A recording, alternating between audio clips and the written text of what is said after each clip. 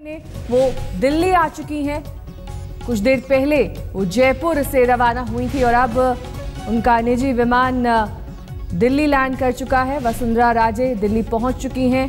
PM Amit Shah से उनकी मुलाकात हो सकती है। ललित मोदी मामले पर वो अपना पक्ष रखेंगी मोदी और अमित शाह के सामने, लेकिन पहले ही अभयदान मिल चुका है। वसुंधरा राजे को ये माना जा रहा है कि अब उन्हें इस्तीफा नहीं देना पड़ेगा। हालांकि ये उनके लिए राहत भरी खबर जरूर हो सकती है कि आज जो नीति आयोग की बैठक होनी है उसमें एक बार फिर से वो मुलाकात करेंगी अमित शाह और पीएम नरेंद्र मोदी से।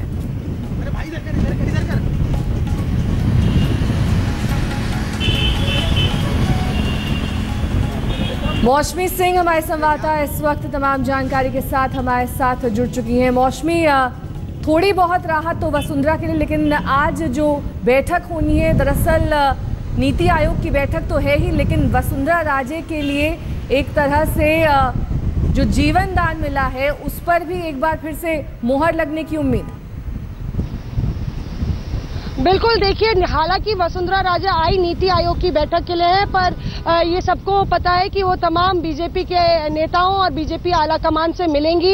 एक तरह से कोशिश ये है कि अपना पक्ष वो सरकार के सामने और बीजेपी के नेतृत्व के सामने रखें। लगातार जिस तरह से कांग्रेस सवाल खड़े कर रही है वसुंधरा राजे के जो आर्थिक संबंध है ललित मोदी के साथ, उनके परिवार के हैं, लगातार एक के बाद एक दस्तावेज सामने रख रही है। साफ तौर पर वसुंधरा राजे के लिए आगे भी काफी मुश्किलें बनी रहेंगी। बहरहाल हम लोग IGI एयरपोर्ट पे हैं, जहां पे कुछ 5 मिनट पहले वसुंधरा राजे पहुंची थी और हालांकि हमने उनसे सवाल किया, उन्होंने कोई भी जवाब नहीं दिया, पर बॉडी लैंग्वेज उनकी काफी पॉजिटिव, काफी कॉन्फिडेंट नजर आ रही थी। साफ तौर पे जिस तरह से अमित शाह की मुलाकात प्रधानमंत्री नरेंद्र मोदी से हुई, उसके बाद ये साफ है कि वसुंधरा राजे को उनकी पार्टी जो है वो बैक करेगी, सरकार बैक करेगी। हालांकि जिस तरह से कांग्रेस पार्टी ने तमाम सवाल खड़े किए, ऐसा लग रहा था कि वसुंधरा राजे को शायद इस्तीफा देना पड़े, पर उनका यहां दिल्ली आना इस बात का प्रमाण है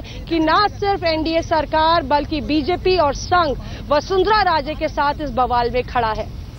जी, जाहिर तौर पर मौसमी, अब से कुछ देर बाद नीति आयोग की बैठक भी शुरू होने वाली है। क्या माना जा रहा है, जिस तरह से वसुंधरा राजे यहाँ पर पहुंची हैं, आप बता रही हैं कि एक तरह से साफ संकेत है कि उन्हें एनडीए का, बीजेपी के तमाम जो आला नेता हैं उनका साथ मिल चुका है, लेकिन क्या वसुंधरा राजे को लेकर पार्टी में दो फाड़ है? देखिए, जहां तक वसुंधरा राजे के इस पूरे मसले पर उनकी नैतिक जिम्मेदारी का सवाल है, लगातार बीजेपी के कुछ अलग अलग वर्गों से आवाजें उठ रही हैं कि कहीं उनको इस्तीफा दे देना चाहिए। RK सिंह ने भी कहा कि एक भगोड़ा है ललित मोदी, उनका कोई भी साथ देता है तो वो गलत है।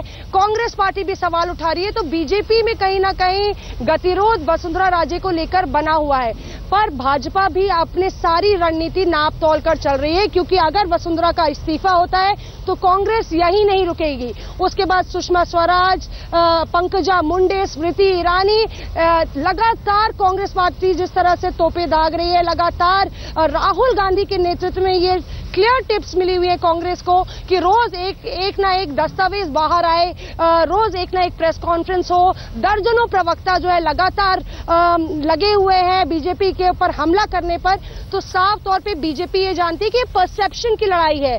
यहाँ पे लड़ाई जो है वो सोशल मीडिया पे है, टेलीविजन स्क्रीन पर है, और अगर बीजेपी इसमें जो है रिलेंट कर जाती है या कांग्रेस की बात मान जाती है, वसुंधरा का इस्तीफा ले लेती है, तो वो बीजेपी के लिए एक परसेप्शन की हार होगी, जो कि यूपीए सरकार के साथ हुआ। शायद बीजेपी को भी यूपीए सरकार का दौर याद आ रहा होगा, 2G स्कैम याद आ रहे होंगे। इसी वजह से साफ तौर पे भाजपा भी जानती है कि नरेंद्र मोदी पे निशाना साध रही है कांग्रेस, और वो किसी तौर पे इसको मानने को तैयार नहीं है।